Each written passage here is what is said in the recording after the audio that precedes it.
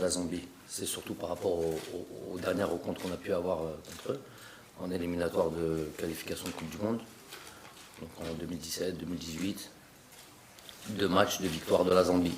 Donc si là on n'est pas averti, qu'est-ce qu'on peut faire d'autre? C'est une équipe déjà qui nous a fait mal, c'est une équipe qui nous a pris les 6 points qu'il y avait sur la table sur les doubles confrontations.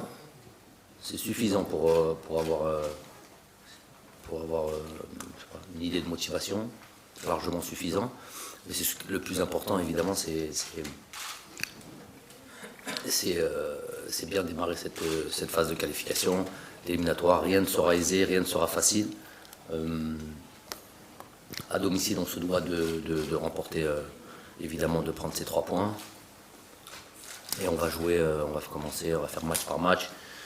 Là, l'idée, c'est la Zambie. On est à fond là-dessus, à fond concentré là-dessus. Et après, c'est bataille après bataille. Après, on réfléchira sur le Botswana et la difficulté d'un match à l'extérieur.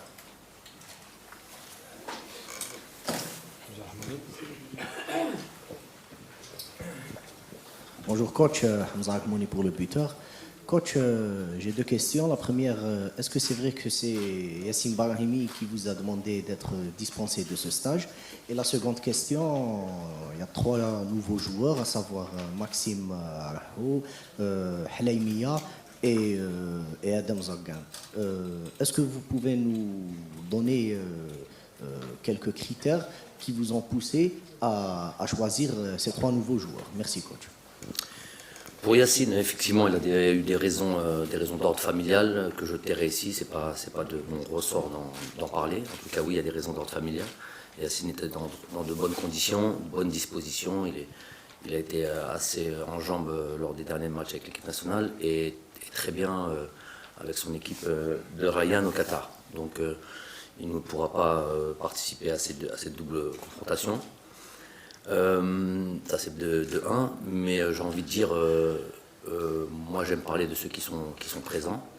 Évidemment qu'il fallait dire 2 mots sur Yassine pour à la limite rectifier s'il y a différentes rumeurs ou voilà, discussions inutiles à son sujet. Donc effectivement, ça, je confirme, raison familiale. Mais moi j'aime l'idée qu'on puisse aussi compter sur d'autres joueurs et notamment on va dire, le retour en forme d'un Hillel Soudani, qui a fait beaucoup d'efforts pour de redevenir performant. Il l'est. Il marque des buts, il est assez en jambes aussi. On voit bien qu'il a fait une belle rééducation et beaucoup de travail. Je sais que après des blessures comme celle-là, surtout quand on approche de la trentaine, il n'est jamais aisé, jamais facile de revenir à son meilleur niveau. On ne dit pas qu'il est encore à 100%, mais on dit qu'il est très bien à partir du moment où il a du temps de jeu, où il joue en championnat. Vous savez qu'il n'est pas qualifié pour la Champions League. Il joue régulièrement en championnat et il marque des buts.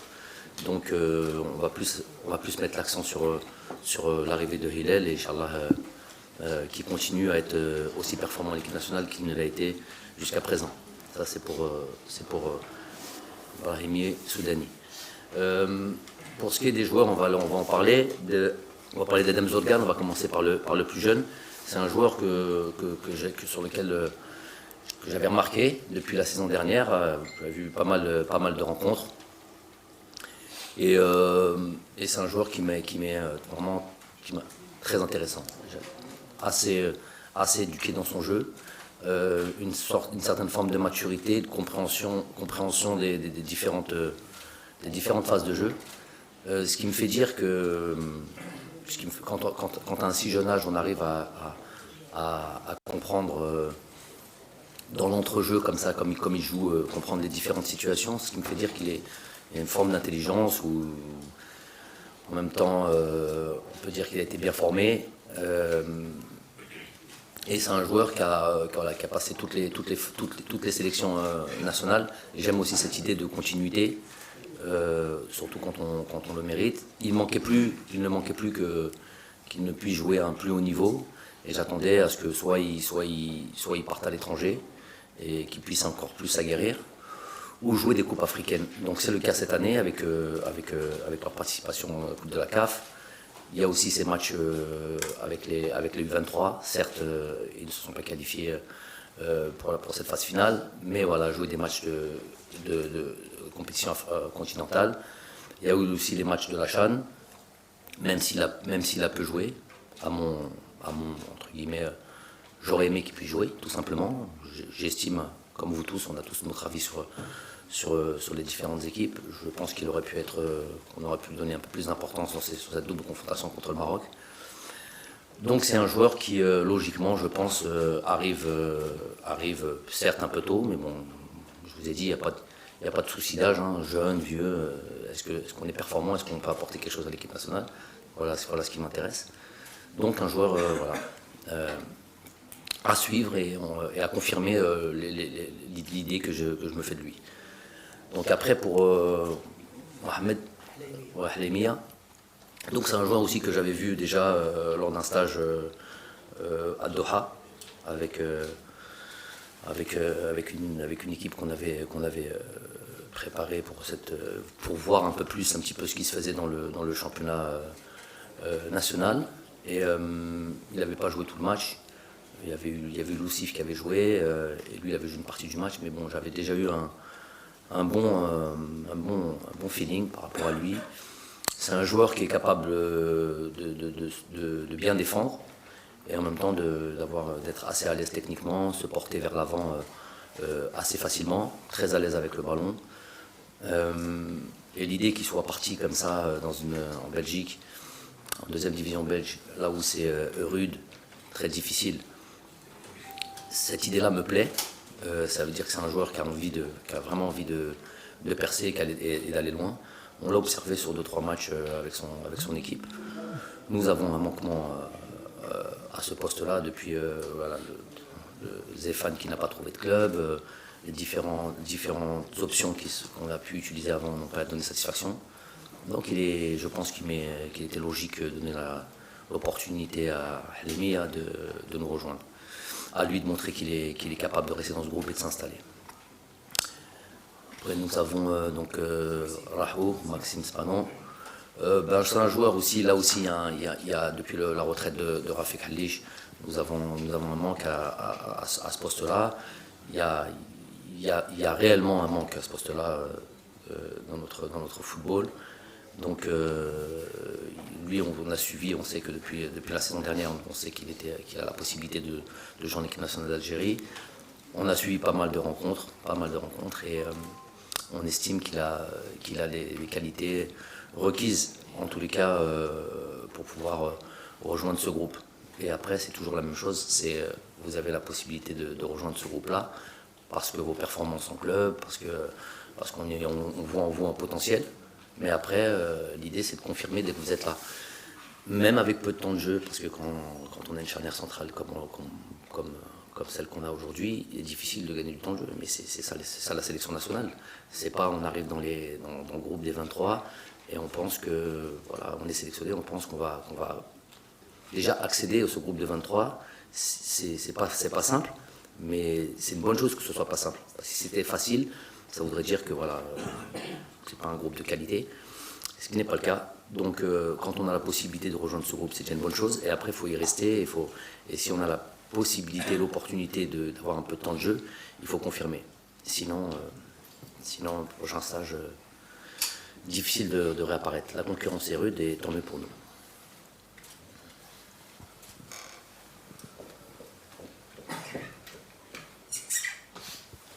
Salam alaikum. Arbi Bouazza du temps d'Algérie. Coach, vous avez déclaré ici même lors de votre dernière conférence presse qu'il est difficile à d'autres joueurs d'intégrer le groupe. Finalement, vous avez opéré quelques changements, 6 changements au total, d'autres pour des raisons de blessure, bien sûr. Est-ce que c'est le match nul contre les RDC qui a dicté ces 6 changements? Deuxième question, j'ai vu un peu les statistiques des derniers matchs de l'équipe nationale. On a battu le Nigeria en demi-finale avec 49% de possession de balles. On a battu le Sénégal en finale avec 37% de possession de balles. en phase de poule avec 45%. Contre la Colombie en match amical, on a eu 42% de possession de balle. Est-ce qu'il n'y a pas des progrès à faire dans la conservation du ballon et dans la construction du jeu, coach? Donc pour la première question, le début de l'introduction de votre question, quand j'ai dit que c'était difficile, j'ai pas dit impossible. Difficile, impossible, c'est deux termes différents. Impossible, c'est qu'il n'y a personne qui rentre, quoi qu'il arrive. Difficile, c'est là où il faut faire attention aux mots. Ils sont très importants et je fais attention à utiliser les bons mots. La plupart du temps, en tous les cas, j'ai l'impression. Donc difficile, et c'est tant mieux que ça soit difficile. Donc les circonstances, que ce soit des blessures ou des méformes, ont laissé la porte ouverte à d'autres joueurs, tant mieux. Mais voilà, j'ai jamais dit, évidemment, je suis en perpétuelle réflexion de dire que c'est impossible que ce groupe est fermé ad vitam aeternam, voudrait dire qu'il n'y a plus de travail, il n'y a plus d'observation, il n'y a plus à chercher à faire progresser le groupe. Non, c'est pas dans ma manière de faire. Il y aura toujours la possibilité d'intégrer des joueurs à partir du moment où ils sont performants, ceux qui sont présents l'être un peu moins. En tous les cas, on est toujours dans la réflexion, la prospection et l'analyse des matchs tous les week-ends.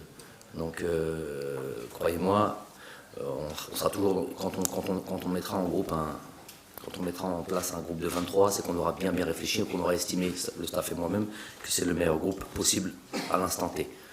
Ça, c'est pour le début de votre question. Pour ce qui est des statistiques que vous nous avez données, qui restent des statistiques qui sont données tout le monde est à même de sortir des statistiques. Et le football, évidemment, n'est pas une science exacte. On peut commencer comme ça. Les statistiques, c'est bien, ça donne certaines informations, mais pas toutes. La vérité d'un terrain n'est pas celle derrière un bureau ou derrière un ordinateur. Si c'était comme ça que ça se passait, le football, il y aurait beaucoup d'autres équipes qui gagneraient. Maintenant, où je vous rejoins, et ce que vous relevez est important, c'est qu'aujourd'hui, pas seulement avec l'équipe nationale d'Algérie, mais avec d'autres équipes, beaucoup d'équipes, on peut s'apercevoir qu'une possession n'est pas une garantie de victoire. C'est même des fois, ça sera encore une histoire de statistique, je vous laisse à vous. Faudrait voir si, même en ayant justement, quand il y a une très grande différence dans la possession, généralement on gagne le match, mais quand c'est plus ou moins égal, si c'est du 60-40, 55-45, quelque chose comme ça, c'est pas obligatoire de gagner des matchs. Il y a aujourd'hui ce qu'on appelle les transitions. On peut faire très mal sur une transition, défensive ou offensive, et puis marquer des buts, être très équilibré, très en bloc, et même j'allais dire, ne même pas être en danger alors qu'on n'a pas la possession de balle. Quand on regarde le match contre la Colombie, par exemple, le dernier, la Colombie a un peu plus de possession de balle que nous. Mais pour autant, ils ne marquent pas, nous en marquons 3. Je pense que c'est une bonne image un petit peu, ça explique un peu bien mon propos. C'est qu'aujourd'hui, le tout c'est d'être très solide, très bien en place, et puis faire mal quand on a le ballon, être utile. Une possession stérile, je ne suis pas pour. Maintenant, une possession où on se crée beaucoup d'occasions, où on va vers l'avant, où il y a quand même un peu de verticalité, là je suis d'accord. Maintenant, si c'est pour la possession, moi ce qui m'intéresse c'est de gagner les matchs à la fin.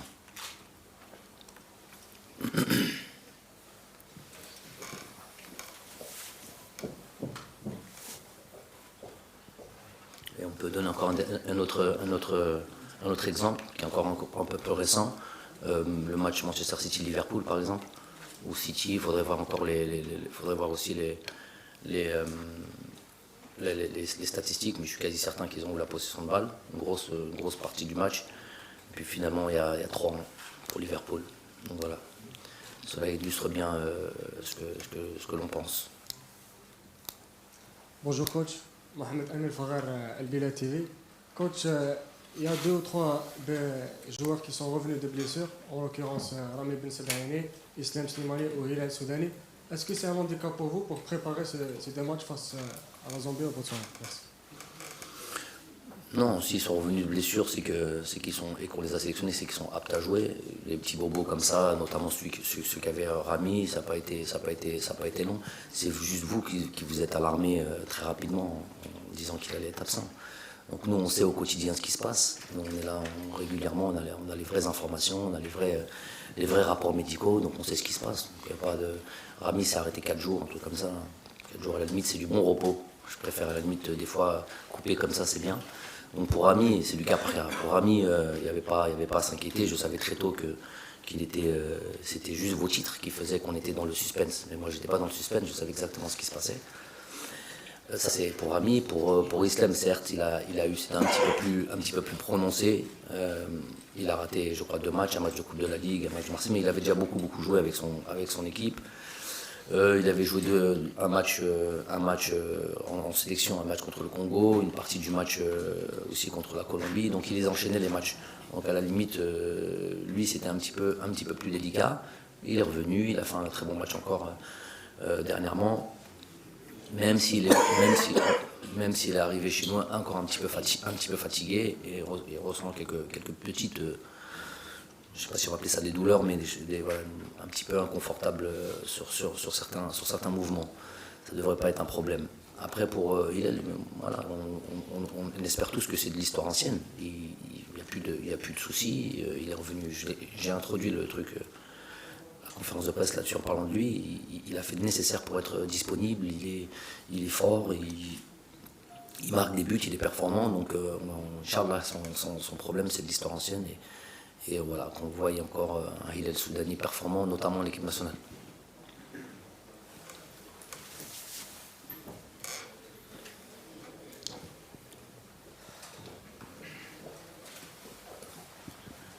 Salam alaikum, moi numéro de la Média TV. Coach, justement, le match de la Zambie qui est important dans le début des éliminatoires de la Coupe d'Afrique. Sur quoi vous allez appuyer pour préparer ce match de jeudi? Sans dévoiler vos cartes, bien sûr. Sans dévoiler vos cartes, bien sûr. Bien sûr, non, mais la Zambie, déjà, je vous ai dit, en termes de...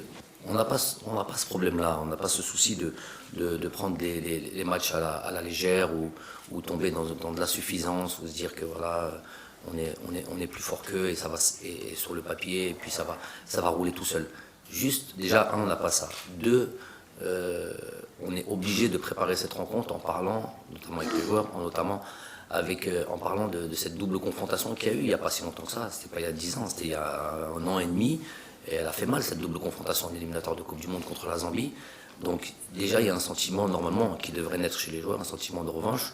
J'ai vu des déclarations d'un joueur, du capitaine, je crois, en tout cas l'ex-capitaine, parce que suite à ces déclarations, je crois qu'il n'a même pas été convoqué. Mais en tous les cas, qui vont venir, en gros, qui vont venir pour gagner. Bon, tout ça, il a le droit de le dire, hein, pas de problème. Mais, donc ça suffit en termes de motivation et en termes de préparation. Ensuite, nous, on sait que maintenant, tout le monde le sait, il n'y a plus de petites équipes en Afrique. Tous les matchs sont difficiles.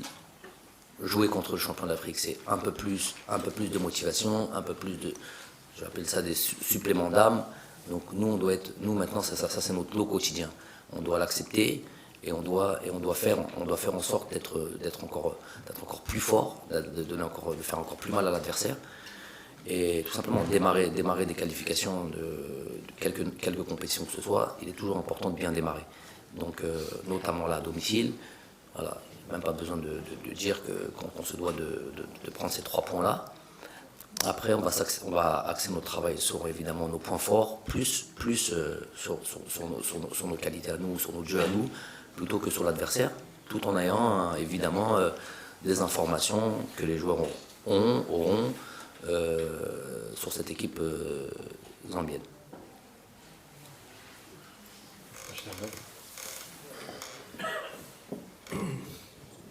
Bonjour coach, Rachid Abed de Liberté. Je voudrais vous poser une question par rapport à Riyad Mahrez. Je voudrais avoir votre avis sur la situation que vit actuellement notre capitaine d'équipe et que récemment, et je ne dirais pas qu'il ne joue pas régulièrement, mais qu'il est quelque part marginalisé entre guillemets. Je voudrais savoir votre position par rapport au statut actuel de Riyad Mahrez au niveau de Manchester City. Merci. Donc vous interpréterez mes propos et pas ce que vous imaginez que je pense. Ok? Que mes propos. Donc, pour Riyad, évidemment, c'est un amoureux du football et c'est quelqu'un de tellement talentueux qu'il aimerait jouer tous les matchs. Notamment les matchs, ils ont des matchs très intéressants avec une équipe comme Manchester City. On a toujours envie de jouer parce qu'on sait qu'on va, voilà, notamment avoir la possession de balle. Pour des joueurs offensifs, c'est très important. Ils savent qu'ils vont avoir des situations pour marquer, faire en sorte que les statistiques personnelles, que ce soit les buts, les passes décisives, grandissent. Voilà, il a des objectifs. En plus de beaucoup aimer le football, il a aussi des objectifs, peut-être de titre. Il est en bagarre ou en bataille avec je pense, Sadio Mané sur le titre de Ballon d'Or africain. Bref, c'est un joueur de haut niveau avec des ambitions élevées. C'est tout à fait normal qu'il puisse avoir comme ça des frustrations quand il ne joue pas. Moi déjà, premièrement, je vais devoir être mesuré dans ma réponse parce que j'ai pas envie de le mettre en difficulté en club. Donc aller tirer sur l'entraîneur, c'est pas du tout bénéfique à lui-même. Mais bon, moi en tant qu'entraîneur de Riyad Mahrez en sélection, je peux dire que du bien sur ce joueur-là. Je peux dire que j'imagine, avec moi, mon avis à moi, qu'il aurait pu avoir par exemple une certaine forme d'importance sur le dernier match contre Liverpool, qui est une affiche et qui peut être d'ores et déjà donner, si c'est pas terminé, mais une indication sur qui peut être le champion ou pas. Donc je pense sur un match comme ça, par exemple, moi si tu démarres pas avec lui, je pense qu'à un moment donné, il avait la possibilité de rentrer, voilà, peut-être changer le cours du jeu, changer peut-être chose. Donc sa situation, elle n'est pas évidemment dramatique. Il est dans un très grand club avec beaucoup de joueurs de qualité à son poste.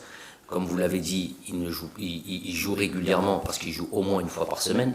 Si on compare à 90% de nos autres joueurs d'équipe nationale, il a le même temps de jeu qu'eux, voire peut-être déjà plus qu'eux. Mais à partir du moment où voilà, lui il porte cette exigence et je sais qu'il a envie de plus que ça et s'installer durablement comme étant titulaire, comme certains joueurs le sont à City.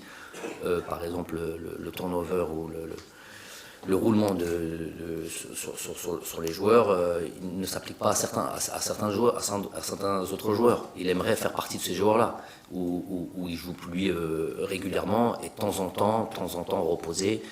Voilà, sur 3 matchs dans une semaine, s'il pouvait en jouer 2, je pense que ce serait l'idéal pour lui. Maintenant, c'est pas le cas.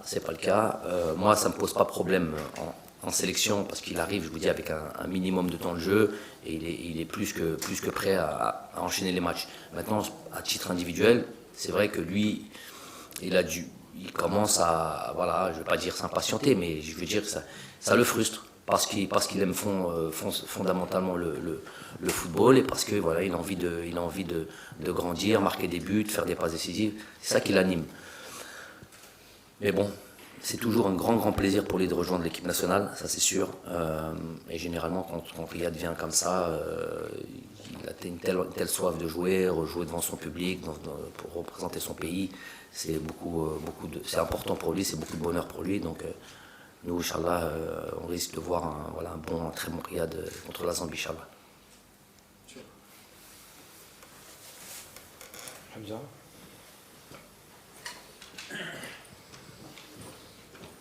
Coach, il y a un joueur qui a été convoqué lors du précédent stage, à savoir Lias Hassani, qui a joué face à la RDC.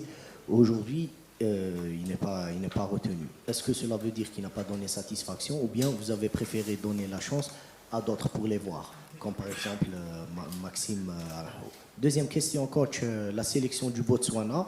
Bon, sur papier, il y a une énorme différence entre l'Algérie et le Botswana, mais l'adversaire a un entraîneur qui est algérien, à savoir Edla Malouche, qui connaît l'équipe d'Algérie. Est-ce que pour vous, c'est un avantage pour notre adversaire? Et enfin, troisième question, généralement l'équipe d'Algérie voyage 48 heures avant chaque match. Cette fois-ci, c'est 72 heures. Est-ce que cela est dû au volet de la récupération ou autre chose? Merci. On va commencer par la troisième question. Je pense que voilà, les conditions climatiques au Botswana méritent d'être un temps d'adaptation un peu plus long que d'habitude. parce qu'on va passer d'un temps ici froid et humide à un temps très chaud, sûr, peut-être un peu sec. Donc je pense qu'il est important d'aller là-bas et de s'acclimater au sens propre du terme aux conditions du Botswana. Ça c'est de un. De deux, entraîneur algérien, M. Hamourouche, qui ne connaît pas l'équipe nationale d'Algérie? Il ne faut pas être algérien aujourd'hui pour connaître l'équipe nationale d'Algérie. Un entraîneur, peu importe qui il est, il se penche sur le... S'il n'a pas suivi, par exemple, la CAN, a le droit, il se penche sur les matchs, il étudie les matchs, et puis voilà. Il ne suffit pas d'avoir un passeport pour mieux connaître le pays dans lequel que tu vas affronter. Donc je ne pense pas que ce soit sa nationalité qui fait qu'il connaît mieux l'équipe nationale. Maintenant, ce qui est sûr, c'est qu'il aura envie, généralement, de prouver que voilà, même en tant qu'Algérien, c'est bizarre un petit peu, hein, en tant qu'Algérien, vouloir absolument battre cette équipe. Il a le droit, pourvu que ça reste dans des conditions sportives et tout ce qui relève du football même. Parce que les informations qui me sont parvenues, c'est qu'on va avoir des conditions de jeu catastrophiques. Donc des fois, à un certain moment, c'est même plus pratiquement, hein, c'est une des raisons pour lesquelles on avait du mal à gagner en dehors de l'Algérie, c'est que les conditions de jeu sont des fois catastrophiques, des fois injouables. Et c'est pratiquement plus du football. Après, c'est une autre manière de jouer. Si vous pouvez fermer la porte là-bas, c'est bien. Donc maintenant, la question relative... moi, je vous ai répondu sur certains joueurs et c'est normal un petit peu de parler un petit peu de cette liste. Mais j'ai pas envie de m'éterniser toujours sur les joueurs. Et puis déjà, ça peut-être leur ferait du tort de parler d'eux. Il n'est pas là aujourd'hui. Si j'avais estimé qu'il devait être là, il serait là. Voilà. Je vais rester sur les joueurs malheureusement, parce qu'il y a un appel du pied qui vous a été fait, je ne sais pas si vous l'avez lu ou pas, de l'ancien de l'international Roulem, qui voudrait revenir en sélection. Lui, qui à un moment donné, il faut toujours replacer les choses dans le contexte, avait demandé à ne plus être appelé en équipe nationale. Pas avec vous, à l'époque de votre prédécesseur, vous avez dit qu'il pensait même à mettre fin à sa carrière internationale.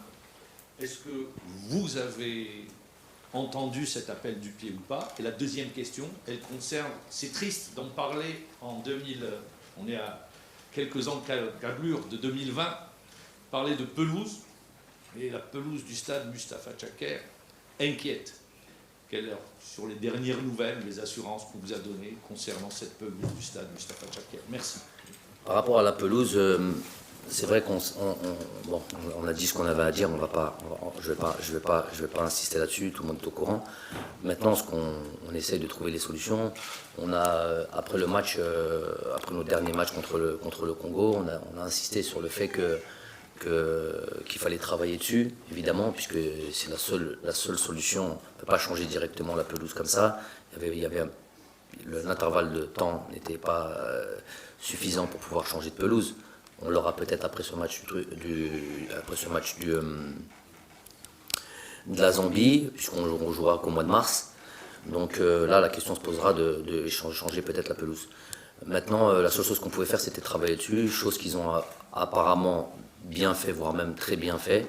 On espère. Puisque je n'ai pas trouvé nécessaire d'aller voir la pelouse comme j'ai l'habitude de le faire, puisqu'on va y aller, Inch'Allah, demain. Mais voilà, ce qui m'est revenu, c'est que la pelouse, voilà, ils ont bien bossé dessus. En tout cas, c'est sûr, ça, parce que j'ai suivi régulièrement les travaux, l'évolution des travaux, régulièrement. Bon, j'ai vu des choses qui me laissent penser qu'on aura une pelouse plus que praticable. Ça, c'est déjà une bonne chose, Inch'Allah. Après, pour ce qui est de Fawzi, donc j'ai entendu, comme vous, fut un temps où il avait peut-être annoncé, en tout cas en comité restreint, la possibilité d'arrêter sa carrière internationale. Moi, la seule chose que je peux vous dire, donc, c'est ce qui s'est passé juste avant la CAN, où il m'a fait parvenir le message, ça vous le savez tous, qu'il n'était pas prêt à jouer cette compétition et qu'il se préparait pour la saison actuelle pour son club.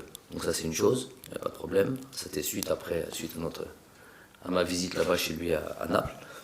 Donc j'ai pris note, pas de problème. De toute manière, qu'est-ce que je peux faire quand un joueur ne veut pas, bon, ça on va pas jouer sur les mots, rejoindre la sélection, je m'incline et je continue à travailler avec ceux qui sont les forces en présence. Donc maintenant vous me dites qu'il m'a fait un appel du pied avant le match, avant le dernier regroupement. J'ai aussi j'ai utilisé le même canal qu'il a utilisé pour me dire qu'il ne pouvait pas jouer la CAN. J'ai pris cette initiative de savoir où il en était. Il devait me rappeler pour m'en parler. Ça n'a pas été chose faite. Donc ça c'était avant le dernier regroupement, je pense. Maintenant, l'appel du pied, il est fait à qui? À l'entraîneur national. Je ne sais pas si vous avez lu ou entendu. Non, mais à ce niveau-là, je ne pense pas qu'on doit se baser sur ce qu'on a lu, ce qu'on a entendu. Il y a des rapports directs à avoir. Quand moi je me déplace à Naples, je me déplace directement. Quand on communique, à la limite, c'est par une personne où on est sûr que le message arrive de manière très claire. Après, moi, utiliser un peu les médias pour faire passer des messages. Il y a d'autres moyens, je veux dire, on peut faire les choses directement. Mais à la limite, j'ai pas trop envie de m'attarder là-dessus. Je sais que ça va faire les choux gras demain. C'est pas ce qui m'intéresse, moi. Ce qui m'intéresse, c'est déjà aujourd'hui, le joueur est en difficulté, il a des problèmes de santé qu'il n'a pas totalement réglés. Il y a un problème aussi là au jour d'aujourd'hui, si on voulait le convoquer, je sais même pas s'il a repris, il n'a pas repris, c'est sûr, il n'a pas repris à jouer, puisqu'il y a en plus de ça des problèmes avec l'entraîneur. Donc, je vous dis, il faut oser le jour où tout sera réuni pour qu'il puisse rejoindre l'équipe nationale. On n'a vraiment aucun souci à qui que ce soit. De toute manière, je suis pas dans un. Moi, ce qui m'intéresse, c'est l'intérêt de l'équipe nationale et rien d'autre. Donc, le jour où il sera prêt, le jour où lui sera prêt à nous rejoindre réellement et que j'estimerais qu'il est utile. C'est des choses qui vont ensemble. Hein. C'est pas l'équipe nationale, c'est pas on fait comme on veut. Pas de problème. S'il peut être d'un apport à l'équipe nationale, avec grand plaisir. Donc moi je continue, je rebondis là-dessus. Lui ou d'autres joueurs. Je vais tâcher d'être précis, s'il vous plaît. Entendez ce que je dis, n'interprétez pas parce que c'est généralement pas ça porte pas ses fruits et des fois le message il est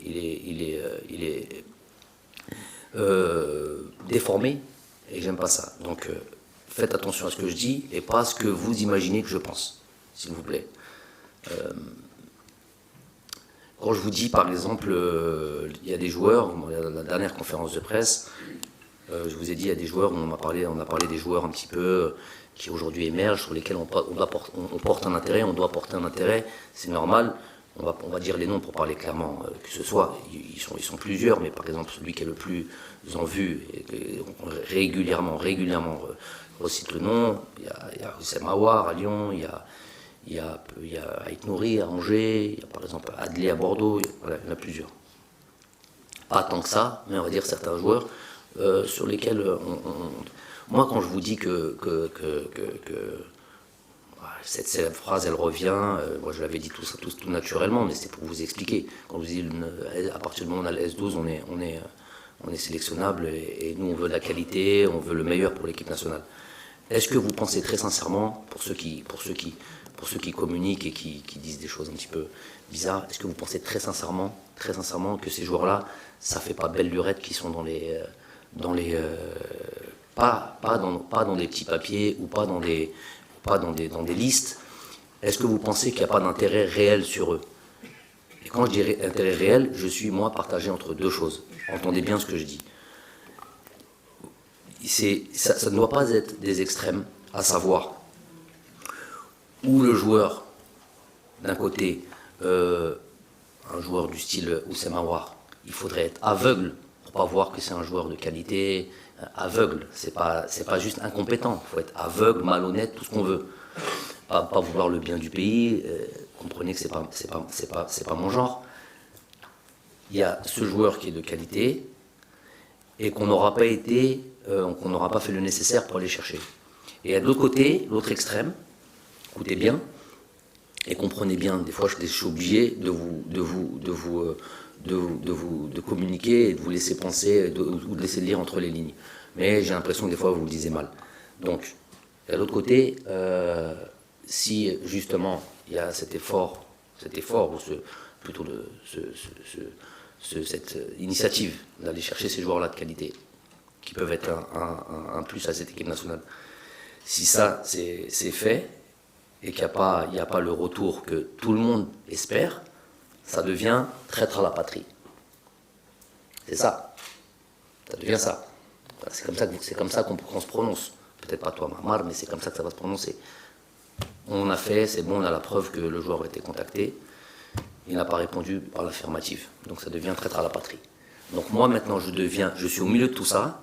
Je suis maintenant elle a capté, je prends ce truc-là. Traître à la patrie, son nom, ses grands-parents.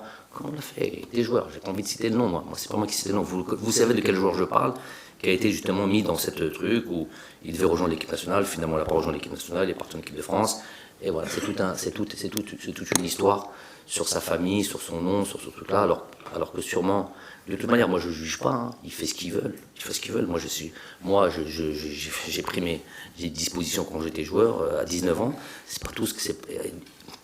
Et d'autres, beaucoup d'autres, c'est pas tous qui avons cette mentalité.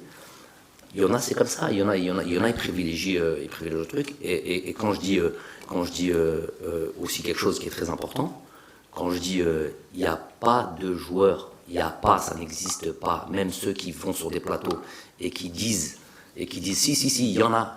Par exemple, Brahimi, il a quitté l'équipe de France pour venir à l'équipe d'Algérie, c'est un mensonge. Il n'y a pas zéro joueur. Celui qui dit ça, il le dit seulement parce qu'en face de lui, il n'y a personne pour lui répondre ou pour lui prouver le contraire. Il n'y a pas de joueur de toute l'histoire du football algérien, à part Merloufi et tout ça, qui ont quitté l'équipe de France pour venir en équipe d'Algérie, et même pas en équipe d'Algérie, une équipe d'Algérie qu'eux-mêmes ont construit. Donc sinon, il n'y en a pas, zéro. Donc je ne dis pas que ça n'existe pas. Je ne dis pas que ça ne peut pas exister. Je ne dis pas qu'il n'y a pas un joueur comme ça. Parlons clairement les choses. Je ne dis pas qu'il n'y a pas un Aït Nouri comme ça qui vient, qui dit c'est bon, je quitte l'équipe de France. Je quitte l'équipe de France. Voilà ça. Je quitte l'équipe de France et je vais en équipe d'Algérie.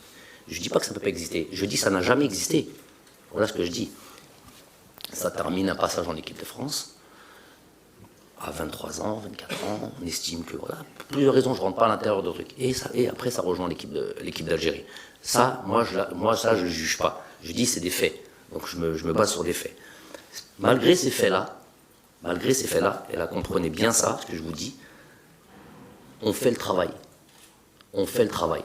Pas depuis hier, quand vous avez commencé à parler de ces joueurs-là. Non, depuis belle lurette, depuis un moment. Mais puisque j'ai pas envie de mettre ces gars et ces gens en difficulté, j'ai pas envie de les mettre en difficulté, et j'ai pas envie que demain, moi, je porte le fait que tout un pays, peut-être, on est dans les extrêmes. On sait, voilà. Et que j'ai pas envie que ça devienne la risée, et on va commencer à sortir des termes très très durs.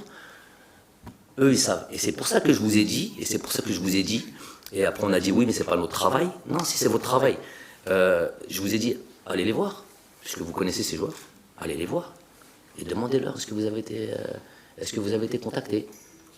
Voilà, allez les voir. Et là, on me dit, c'est pas notre travail. J'entends ça. C'est toujours. Comment? Donc vous avez fait cette démarche-là.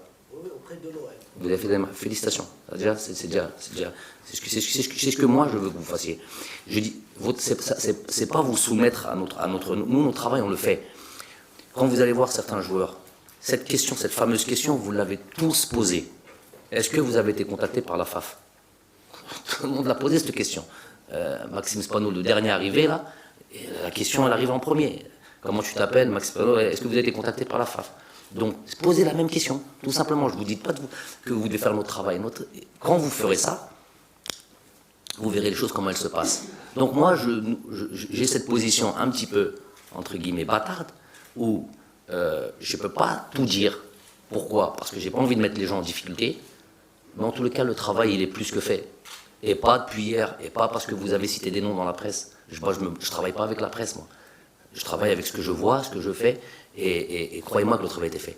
Voilà. Donc, tous ces joueurs-là, ne recitez plus leurs noms, ne citez plus. Nous, le travail, on le fait. Maintenant, eux, peut-être que vous, et je vais terminer là-dessus, vous, Algériens, en face de moi, j'ai des journalistes, mais des Algériens, je m'adresse à tous les Algériens, l'envie que vous avez de voir ces joueurs porter les couleurs de l'équipe nationale parce que vous les voyez brillants dans leur club, et vous les voyez jouer en première division, et vous imaginez l'avenir avec eux, tout c'est tout.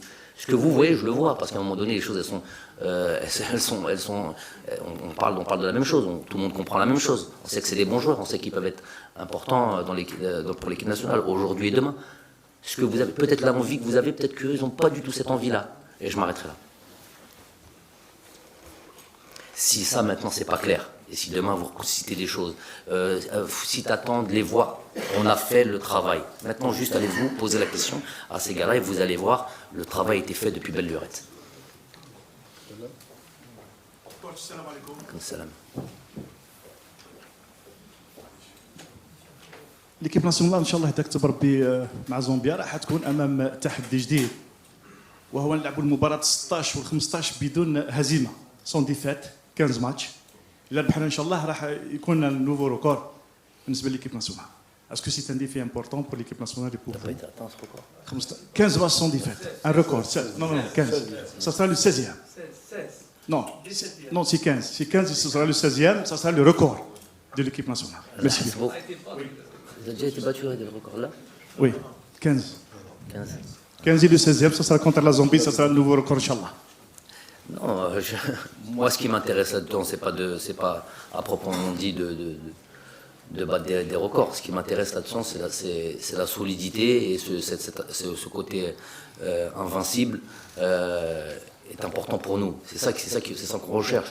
La continuité, remettre, et ça veut dire beaucoup de choses. Ça veut dire qu'aucune confrontation, aucun match n'est pris à la légère, que ce soit des matchs de préparation, des matchs j'aime pas appeler des matchs amicaux, il n'y a pas de matchs amicaux en équipe nationale.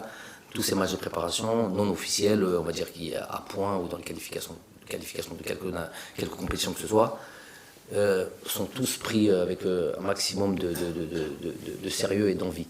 Donc c'est cette idée que j'aime moi, cette idée de continuité, de constance dans les résultats. Après, généralement, quand on est à la recherche de ça, c'est vrai que ça aboutit sur des belles statistiques, notamment celle de ce nombre de matchs invaincus. Inch'Allah, on essaie maintenant, Inch'Allah, encore un gros match contre la Zambie, et voilà, et on battra le record à ce moment-là. Ça aura prouvé qu'on aura été sérieux et bien travaillé durant tout ce temps. Merci Amin.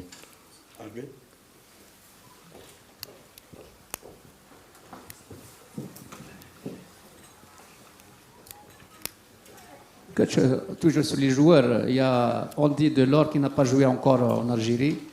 Tout le monde espère le voir jouer devant le public algérien. Est-ce qu'il y a un espoir de le voir jouer comme remplaçant, du moins comme remplaçant face à la Zambie, après le match qu'il a fait avec Montpellier ce week-end? Deuxième question concernant Belaïli, dans quel état il se trouve mentalement après les derniers problèmes qu'il a eu en Arabie Saoudite? Youssef Belaïli, c'est toujours un pareil, mais c'est pour la majorité des joueurs. Alhamdoulilah, c'est ce qu'on a souhaité faire et ce qu'on a souhaité établir justement en prenant cette équipe nationale. Ils ont toujours une vraie envie, c'est un vrai bonheur pour eux de retrouver l'équipe nationale, de se retrouver eux-mêmes avec. Ils forment réellement une famille et ils savent qu'ils aiment jouer ensemble, ils aiment gagner ensemble, ils aiment souffrir ensemble. Donc c'est toujours un plaisir. Et généralement, il y a cette idée de toute manière, c'est ce que je leur demande, cette idée de laisser les choses, leur statut personnel ou ce qu'ils vivent, de laisser à l'extérieur et de réécrire autre chose quand on vient en équipe nationale. Que ce soit bien ou que ce soit pas bien. C'est-à-dire on peut être très bon en club, et il faut oublier ce que tu fais en club et venir, voilà, l'équipe nationale c'est autre chose, c'est le niveau international, c'est un autre contexte, c'est une autre manière de jouer, c'est d'autres coéquipiers. Et c'est la même chose quand on vit des choses un peu plus difficiles en club. Donc moi, ce que je vois d'un Youssef sur la première séance hier, un joueur épanoui, un joueur qui a envie de jouer, qui a envie de porter le maillot de l'équipe nationale, c'est pas quelque chose de un truc adi. Non, c'est quelque chose qui donne. Tu as toujours envie de faire quelque chose de particulier. On peut prendre par exemple Barded. Le pauvre n'a pas eu de vacances cet été, enchaîné de la CAN parce que justement il y avait la quart de finale de Champions League. Il a enchaîné de la CAN, 3 jours de repos et il a repris avec son club. Et aujourd'hui, on voit dans le championnat qatari qu'il est un petit peu comme ça, qu'il peine un petit peu, qu'il est en difficulté. C'est tout à fait normal, tout à fait normal. Mais quand on voit le match qu'il fait contre la Colombie, on se dit le gars, il est en pleine forme. Donc moi je connais la situation du joueur, donc je sais que quand ils viennent en équipe nationale, ils ont toujours envie de, même s'ils sont fatigués, même s'ils ont des problèmes en club ou quoi, ça sera d'autres joueurs et un autre état d'esprit qu'ils auront. Après c'était Delors, alors dites les choses, on va dire les choses clairement. Delors, le stage d'avant s'est blessé, il devait jouer au moins un match. Ça c'était le stage du mois d'octobre. Le stage du mois de septembre, si on avait 2 matchs, il devait jouer au moins un match. Ça veut dire que sur les 2 derniers mois, il aurait fait 50% des matchs avec l'équipe nationale. Après, on remonte encore en arrière, il y a la Coupe d'Afrique. Coupe d'Afrique, il joue contre la Tanzanie, l'intégralité du match, il a été d'ailleurs important, et il est rentré sur plusieurs matchs. Je ne pourrais pas vous les citer tout de suite, à part si je commence à réfléchir. En tout cas, il est rentré sur certains matchs. Après, on recule encore un petit peu, parce que le gars, ça fait que 4 mois qu'il est là, ça fait pas 12 ans. Si on recule encore un petit peu, il y avait 2 matchs de préparation. Le Burundi, il n'était pas là. Puisqu'il n'avait pas encore rejoint l'équipe nationale. Et par contre, contre le Mali, il avait eu aussi un peu de temps de jeu. Donc, si on regarde bien depuis sa présence en équipe nationale aujourd'hui, même si on aspire à le voir plus, parce que vous aimez les nouveautés, vous aimez quand on change, vous aimez le changement. Moi, je suis plus dans la performance et des joueurs. Ils jouent à la place de certains joueurs qui sont performants. Je ne change pas pour changer, je ne change pas pour qu'il y ait de la nouveauté. Moi, ce qui m'intéresse, c'est de gagner les matchs. Ce que vous avez envie de voir et ce que moi j'ai envie de voir, des fois, on n'est pas sur le même courant. Donc voilà, je vous ai donné des données. Il se peut maintenant qu'il est là et il est comme tous les autres, il est à disposition de l'équipe et si on considère qu'il doit jouer, qu'il doit rentrer en jeu, qu'il doit démarrer un match, on le fera.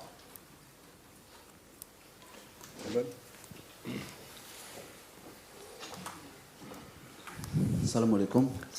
Coach, vous êtes réclamé un peu partout dans les stades algériens. Surtout, vous avez déclaré lors de la première conférence de presse ou la deuxième, je ne me souviens plus, que vous faites le déplacement dans des stades algériens après 1 an et 3 mois. Vous faites juste Bolloré et Saint-Juillet. Il y a maintenant des supporters des clubs qui réclament Djamel Belmadi dans les stades algériens. Et la deuxième question, il y a des entraîneurs de championnat qui souhaiteront faire une réunion avec vous pour bénéficier justement de cette expérience de gagner la CAN et de ce sac, pour parler de cette expérience avec les entraîneurs de championnat. Ça, un homme ça, hein, j'ai pas été dans tous les stades d'Algérie, ça c'est sûr. Pour plusieurs raisons. On va se contenter du fait que j'ai pas été dans tous ces stades-là. Et le fait de ne pas avoir été dans tous ces stades-là ne veut pas dire que je ne suis pas évidemment le championnat algérien et son évolution, que ce soit les différentes équipes, que ce soit dans le championnat, que ce soit dans leur coupe, les coupes continentales, Champions League africaine ou Coupe de la CAF.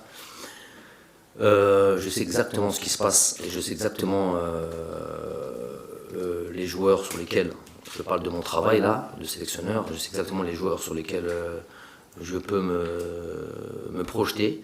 Je vous dis par exemple un joueur comme Eden Zorgan, c'est pas d'hier que je m'aperçois que c'est un joueur de qualité. C'est après avoir vu beaucoup de matchs, après avoir suivi. et il advient que c'est aujourd'hui qu'il joue. Donc il se peut qu'il y a d'autres joueurs comme ça, dont je suis l'évolution, sans être pour autant dans les stades. Je vous dis, mais les choses, ça c'est un fait, ça, je peux pas le nier, mais ça n'empêche que je suis au courant de tout ce qui se passe et des joueurs qui sont capables de rejoindre l'équipe nationale. Par contre, je pourrais vous poser une question. Est-ce que vous pensez aujourd'hui, vous, parce que moi l'idée d'aller dans les stades, c'est pour trouver des joueurs pour l'équipe nationale, ce ne serait pas pour les visiter. On n'est pas pour visiter, c'est encore autre chose. Ça, avec plaisir, je visiterai les clubs. Maintenant, là, vous parlez de travail, je pense, pour être sûr de rater aucun joueur. Mais maintenant, j'ai envie de poser aussi une question. Est-ce que vous pensez qu'il y a d'autres joueurs qu'on aurait ratés et qui sont aujourd'hui capables de prendre une place, là, maintenant, là, aujourd'hui, dans ce camp d'entraînement, dans ce stage-là, dans cette place des 23. Donc, il est capable de prendre une place à la place de quelqu'un d'autre. Est-ce qu'il y en a?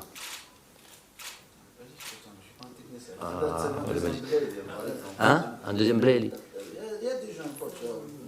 Je connais. Ah, la goal, tu peux, on n'a pas de problème, on est entre nous. À la place de qui? Un Tougaï, coach. Un Tougaï. Tougaï, il est blessé pour 3 mois. Tougaï est blessé pour 3 mois, mais Malish, je vous ai dit dans le stage d'aujourd'hui, Tougaï à la place de qui? À la place de Halish. Halish, il n'est plus là, Halish. Maxime Spano, il y a Maxime Spano qu'on vient de sélectionner, qui a sûrement des choses à nous montrer. Ah, voilà, voilà, t'es journaliste, moi je suis entraîneur. Non, mais je vous ai dit, si vous commencez à réfléchir, vous allez avoir du mal à trouver. Vous allez trouver des joueurs, il y a des bons joueurs. Je sais ce qui se passe, je sais ce qui se passe à Sétif, je sais ce qui se passe au Net, je sais ce qui se passe à... Je sais.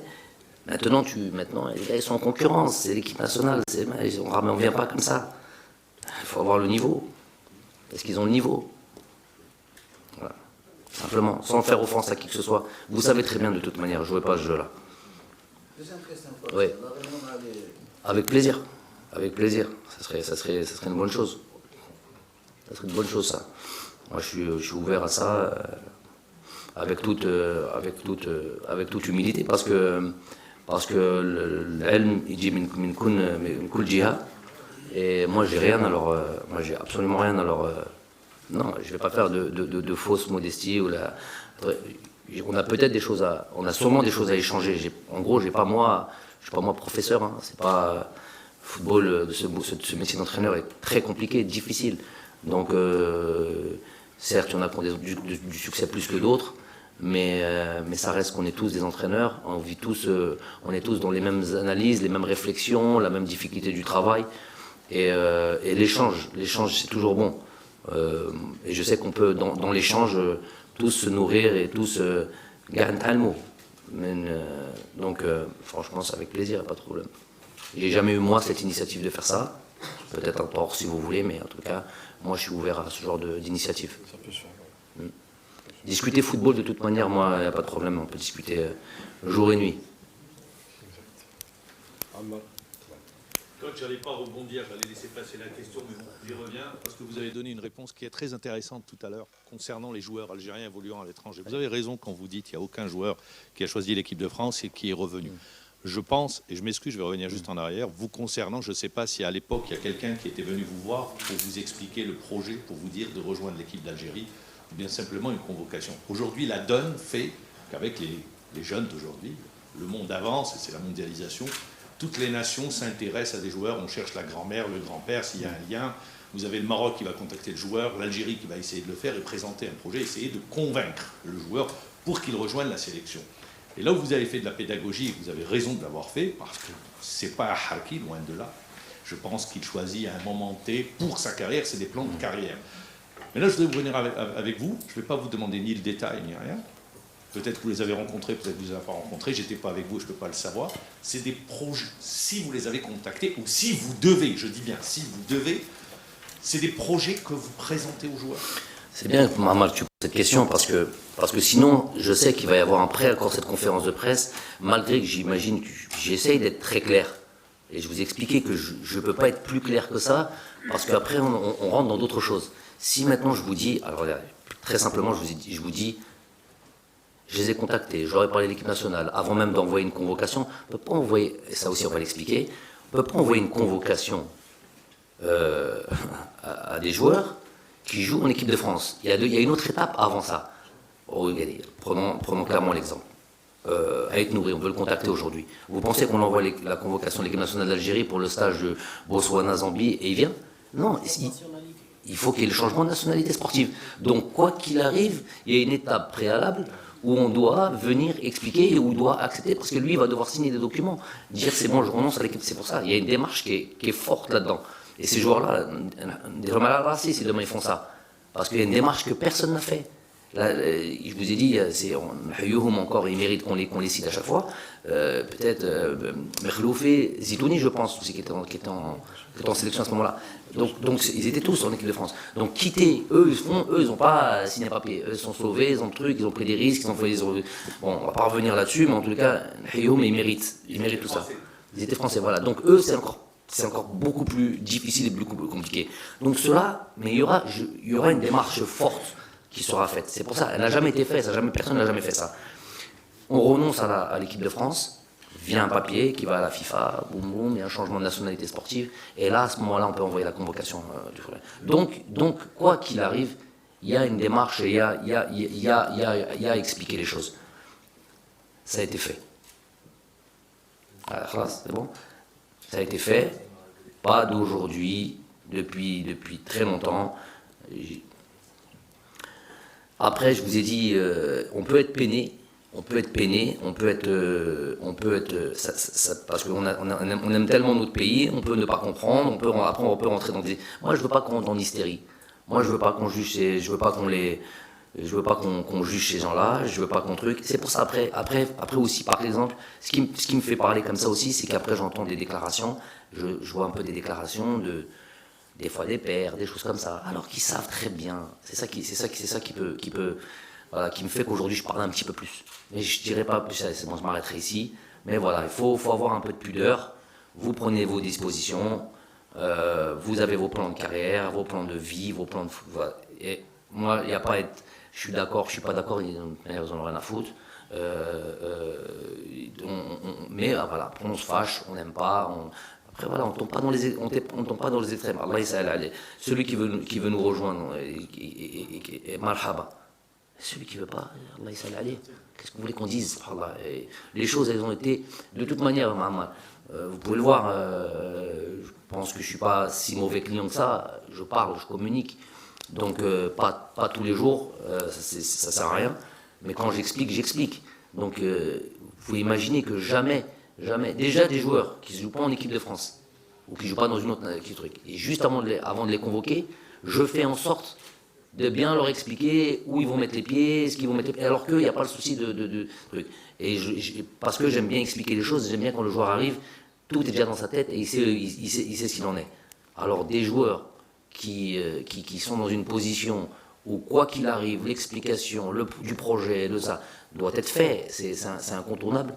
Croyez bien qu'on... Bon, moi, je pensais que vous m'accordiez au moins ce bénéfice du doute là-dessus. Ben, il s'avère que non. Soit on le fait exprès, soit on cherche la polémique qui ne sert à rien, pour rien du tout encore. Je ne sais pas pourquoi on fait ça. Là, des fois, je ne comprends pas. Et quand je dis vous, ce n'est pas tout le monde, hein, mais vous savez très bien qu'ils existent, on suit ce qui se passe, et ça veut toujours polémiquer pour rien du tout, même quand ça se passe bien. En tous les cas, nous, ce qui est sûr, c'est qu'on fait le travail du mieux que l'on peut. Amen.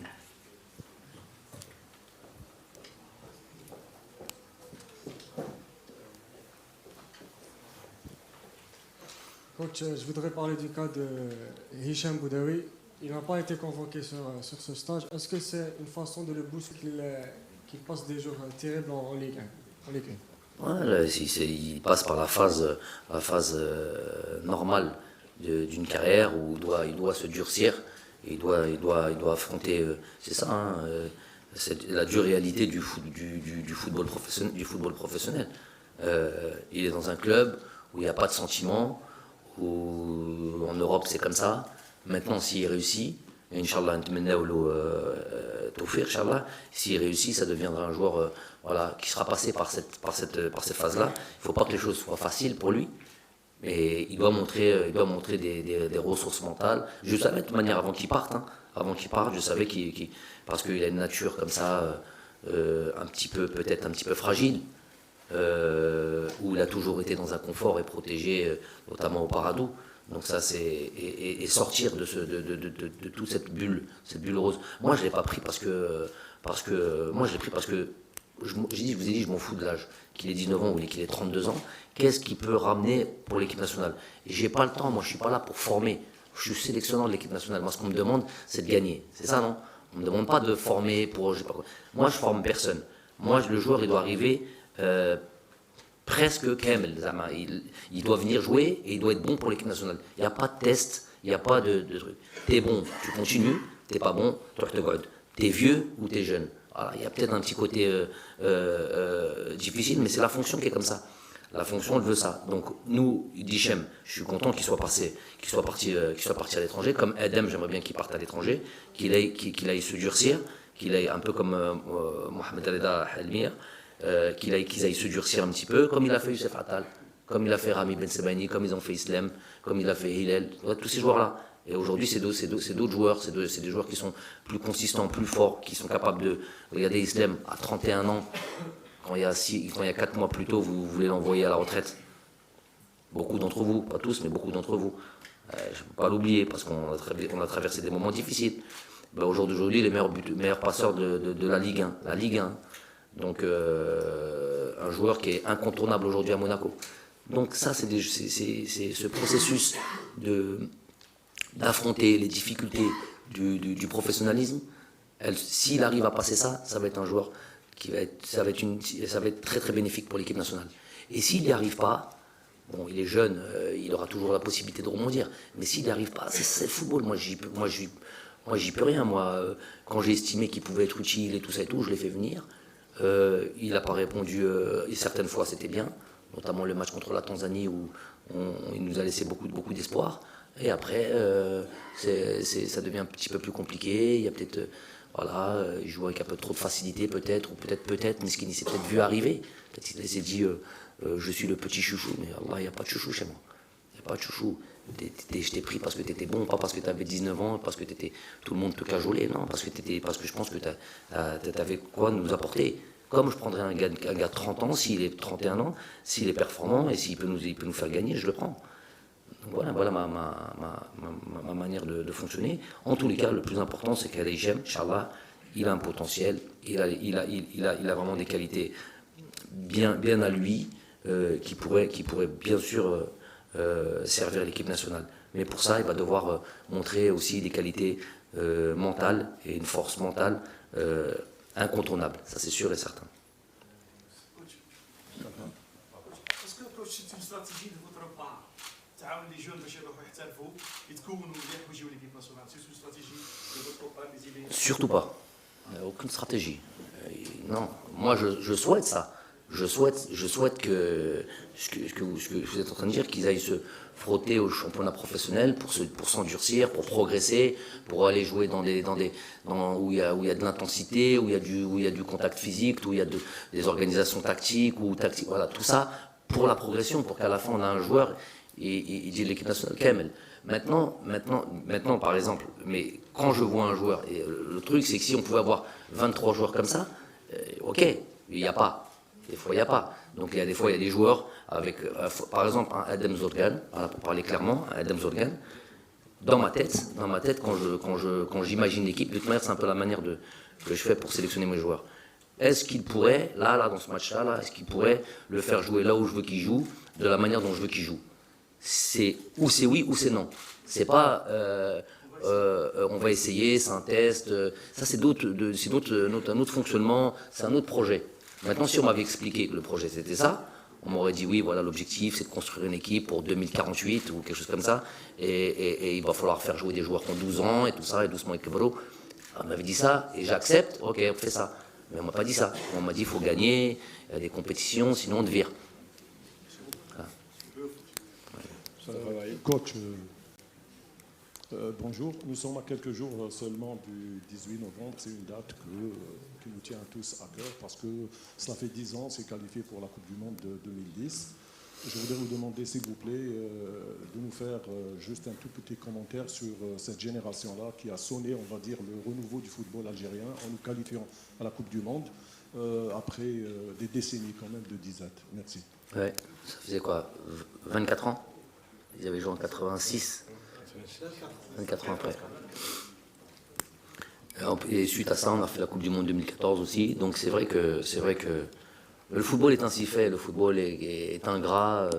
On oublie ceux qui ont participé justement à faire de notre football un football reconnu ou un truc comme ça. Mais c'est ainsi fait. On ne choisit pas. Maintenant, vous me demandez ça. C'est une bonne initiative de votre part. Bien sûr, ces joueurs-là, cet entraîneur-là qui était avec ces joueurs.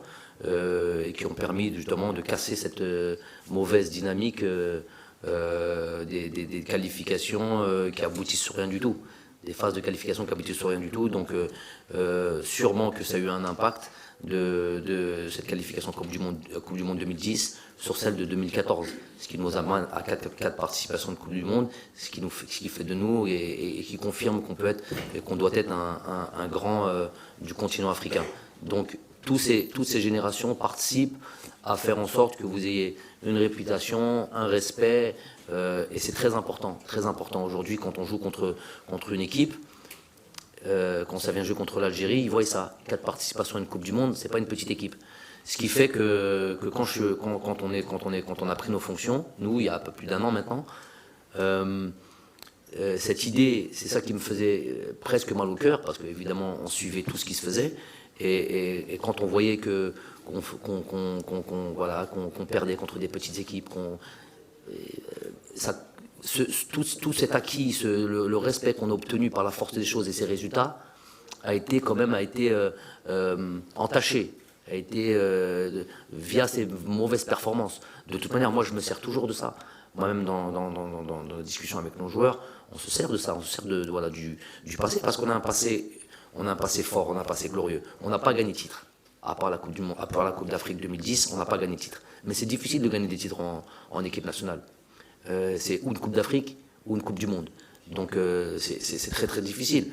Mais on fait partie du top 5, on va dire, top 5 d'Afrique, voilà, via nos participations aux Coupes du Monde, via tout ça.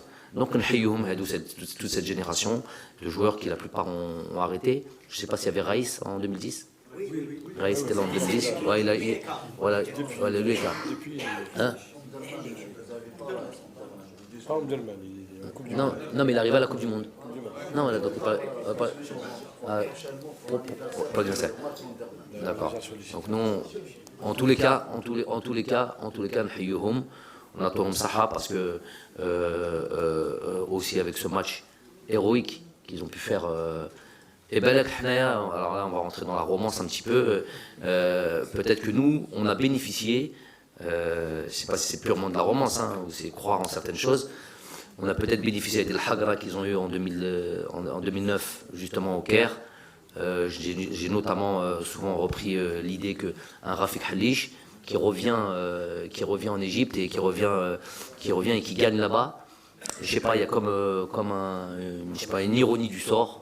Une chose qui fait que voilà, il est parti de ce pays ensanglanté et il revient et il repart champion d'Afrique chez eux.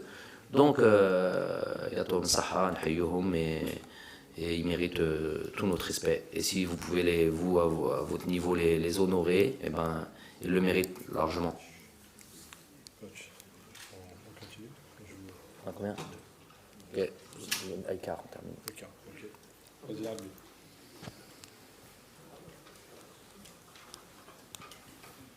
Coach, c'est le dernier stage d'une année exceptionnelle et mémorable.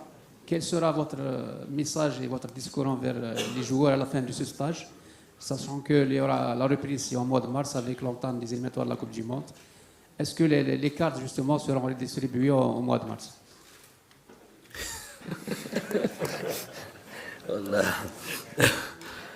Mais une autre équipe encore au mois de mars. وين نجيبهم هذو اللاعبين وين راهم؟ والله كاين بزاف, on a trop de joueurs. Inch'Allah, c'est pour ça que je dis difficile mais pas impossible. Mes mots sont bien choisis. Difficile mais pas impossible. Donc c'est pour ça qu'il fait qu'il y a 4-5 joueurs nouveaux et trucs et tout ça. Déjà, oui, une année mémorable et on n'oublie jamais, puisque c'est souvent moi qui ai la parole, mais on n'oublie jamais, et je dis ça évidemment du fond du cœur, que c'est principalement dû aux joueurs. Il ne faut jamais l'oublier ça, et ils méritent absolument tout notre respect, et c'est eux qu'on doit honorer. C'est moi qui suis leur porte-parole, ça c'est sûr, parce qu'il faut qu'il y ait une voix qui parle, et de manière les joueurs ils n'aiment pas trop parler de manière générale, mais tout leur est dû, tous les honneurs leur sont dus. Ce qu'ils ont fait, aller gagner une Coupe d'Afrique dans une édition à 24 équipes en Égypte, c'est tout simplement exceptionnel, au sens propre du terme, exceptionnel. Nous n'avons jamais gagné une Coupe d'Afrique en dehors de l'Algérie. Ça a été chose faite et c'est très très important. C'est quelque chose qu'on a acté, c'est un trophée qui rentre dans la vitrine du football algérien, où Inch'Allah qu'il y en ait d'autres. Ça c'est pour clôturer cette année-là, donc honneur aux joueurs. Après le mois de mars, on aura le temps d'ici là. Dans tous les cas, le travail, c'est du travail perpétuel, continuel, de tous les jours, que ce soit dans la prospection, que ce soit dans l'analyse des matchs, que ce soit on regarde 5-6 matchs par semaine minimum. Nous avons un staff qui est là très très compétent et très travailleur, très discret certes, parce qu'il me laisse le soin à moi de les représenter, mais voilà, un staff qui mérite tous les honneurs aussi et qui est d'une utilité et indispensable. Football algérien. Mustafa.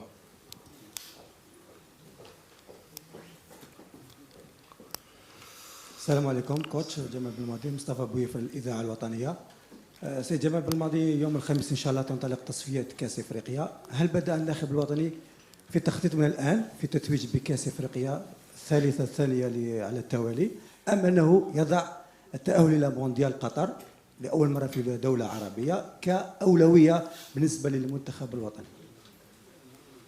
J'ai compris une bonne partie de la question, mais je veux être sûr de compris. Est-ce que vous êtes pour une deuxième sacre consécutif? La priorité, c'est plutôt la confiance. Mais il n'y a pas à choisir. Surtout que ça vient, à ce que je sache, l'une vient après l'autre. Donc j'ai l'habitude de dire de manière très grossière, bataille après bataille. Donc il y en a une qui va démarrer, mais qui va préparer incontestablement l'autre. Il va y avoir d'abord des qualifications pour la Coupe d'Afrique 2021 qui ne seront pas faciles. Donc c'est vrai qu'en tant que champion d'Afrique, ça la foutrait mal de ne pas se qualifier pour la Coupe du Monde, la Coupe d'Afrique 2021. Mais il s'est déjà passé des choses comme ça, où on s'est qualifié à des Coupes du Monde, et dans la foulée, on ne se qualifie pas à une Coupe d'Afrique. Voilà, 2010, 2012, au Mondial, 2012, on ne se qualifie pas. Donc ça la fout mal. Donc c'est quelque chose qui est possible. C'est quelque chose qui nous pend au nez si on ne fait pas attention et si on n'est pas concentré et humble. Donc il y a déjà une qualification pour la Coupe d'Afrique, on se doit d'être qualifié, sinon c'est un échec. Après il y a cette Coupe d'Afrique qui va arriver et inévitablement, c'est incontournable. Tu viens avec le titre de champion d'Afrique, tu le portes sur toi, donc tu es évidemment l'équipe à battre. Tu te dois de défendre ton trophée, il n'y a même pas besoin évidemment d'en parler. Et va démarrer, entre-temps on aura démarré déjà les qualifications de Coupe du Monde. Parallèlement, il y aura un petit peu ça. Ça va être long et compliqué. J'entends ici et là, il faut remettre les pendules à l'heure, c'est dû à beaucoup d'enthousiasme et beaucoup de joie et beaucoup de choses. Mais il faut faire attention aussi, en même temps je me dois d'être mesuré, qu'on est déjà au mondial et qu'on est déjà en demi-finale de la Coupe du Monde, avec une possibilité d'aller en finale. Donc, elle dit, je suis obligé d'en parler quand même. Il faut calmer les ardeurs de tout le monde et se dire que nous, tout ce qu'on a obtenu, on l'a obtenu dans l'effort, on l'a obtenu dans le travail, on l'a obtenu dans l'humilité. N'oublions pas qu'il n'y a pas si longtemps que ça, on perdait contre le Cap-Vert, on perdait contre l'Arabie Saoudite, on perdait contre l'Iran, on perdait contre la Zambie, on se faisait éliminer des Coupes d'Afrique au premier tour. Ça doit être quelque chose, c'est pas pour... ça, quand je dis ça, je tire sur personne. Mais c'est un fait, c'est un constat. C'était pas il y a 10 ans, c'était il n'y a pas si longtemps que ça. Donc, à partir du moment où on oublie ça et qu'on commence à se voir, à se croire plus beau qu'on ne l'est, c'est le début de la chute. Et moi, j'ai tout sauf envie de chuter. Moi, j'ai envie de progresser, travailler, continuer à donner le farha qu'on a pu voir cet été, être dans cette continuité-là. Et ça passe par beaucoup de travail et d'humilité. Donc c'est pour ça que je dis bataille après bataille. Première bataille, c'est le match de la Zambie. Et voilà. Bon. On termine avec Hamza Ahmadi. Comment on a commencé? Coach, à l'occasion de ce stage, vous avez décidé, on va dire entre guillemets, de gracier à Haris Belkabla, qui a été retenu. On aurait dû arrêter avant. C'était plus beau. Ah ouais. Tu n'aurais pas pu nous épargner ça. Non, juste pour savoir si vous... Rabbi Rahfour Rahim. Celui qui n'a pas péché ici, il lève la main. Personne ne lève la main. C'est vrai qu'il y a des erreurs qui sont plus affligeantes que d'autres, mais ça, la vie est ainsi faite. Pour savoir si vous avez eu une discussion avec lui en tête à tête. La discussion, je le convoque en équipe nationale d'Algérie. Ça vaut tous les maux de la terre. Tous les maux de la terre. Il est là, il arrive avec beaucoup d'humilité, beaucoup d'envie aussi, et je le prends parce qu'il est performant. C'est pas un cadeau. Pas un cadeau, loin de là. Je ne fais pas de cadeau de toute manière. Et il est performant, il a payé pour ce qu'il a fait. Inch'Allah, voilà, c'est une leçon aussi pour tout le monde. Moi j'ai une question.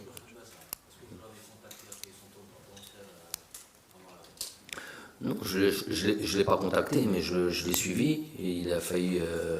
Je suis content qu'il ait pu jouer, il ait pu démarrer le match ce week-end. Qu'il continue comme ça. Franchement, qu'il continue comme ça. Je suis très content pour lui. C'est un joueur très sérieux que j'apprécie beaucoup. Inch'Allah, il continue comme ça et il aura sûrement l'occasion de nous rejoindre.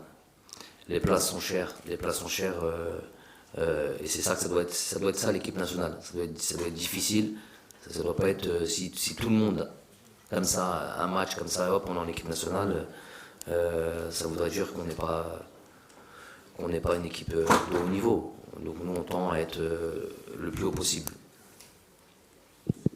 Coach, s'il vous plaît, depuis la CAN ou bien avant la CAN, vous travaillez toujours avec 3 gardiens de but.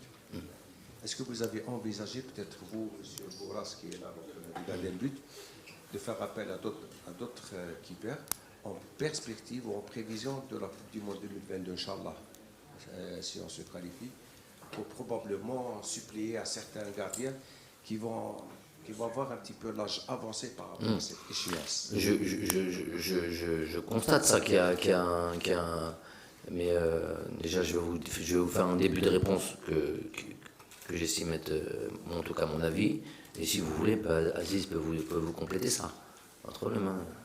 Mais moi ce que je pense c'est que aujourd'hui malheureusement il n'y a pas c'est pas faire offense à Alexandre Kidja ou à Zindouha ou à d'autres gardiens, c'est que justement il est là notre problème, c'est qu'il n'y a pas réellement de successeur, il n'y a pas de gardien qui se rapproche ou bien qui sont du niveau de Raïs. Et moi je ne peux pas changer alors que le gardien est performant. Quand on voit le match qu'il fait contre la Colombie il y a un mois, est-ce que là on doit se dire il faut que je trouve absolument le successeur de Raïs, mais il est où? Je peux pas, nous on n'est pas des formateurs, ils doivent être formés en club ces gardiens de but et qui viennent taper à la porte. Et s'ils pouvaient prendre la place de Raïs, ils prendraient la place de Raïs. Aujourd'hui il n'y a pas. Donc calculer pour la Coupe du Monde 2022, bon, il y a une chose, c'est que les gardiens de but peuvent jouer jusqu'à un certain âge.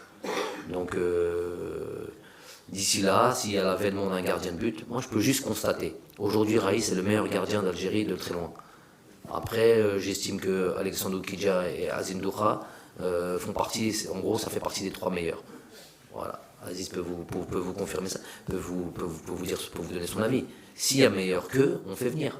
Maintenant, moi, je ne peux pas former des gardiens. Et c'est pas en donnant, ouais, mais donner la chance. Donner la chance. Si on n'estime pas, avant qu'ils viennent jouer en équipe nationale, on n'estime pas déjà par nos analyses capable de jouer en équipe nationale. C'est pas en venant en équipe nationale qui va devenir Superman le jour qu'il vient en équipe nationale. C'est pas comme ça. L'équipe nationale, c'est pas un truc pour tester, hein, c'est pas un laboratoire. Hein. Faut avoir le niveau et après, il faut confirmer. Je viens de répondre, Khoya. Non, pour l'après-Raïs. Mais ce que je viens de dire là, je me suis fatigué pour te dire tout ça. Le Chobelma. Mais non, j'ai évoqué l'immédiat. J'ai dit au jour d'aujourd'hui, il n'y a pas de successeur. Il n'y a pas de successeur. Dites-moi s'il y en a un qu'on a raté. Il n'y a pas de successeur de Raïs. Il est de très loin le meilleur. Après moi, je vous ai dit, c'est pas moi qui forme les joueurs. Hein. C'est pas moi qui forme les joueurs. Moi, je suis là pour constater et sélectionner. Raïs, Aziz, dis un mot. Merci. En fait, nous, on travaille uniquement sur la performance. La performance et la régularité.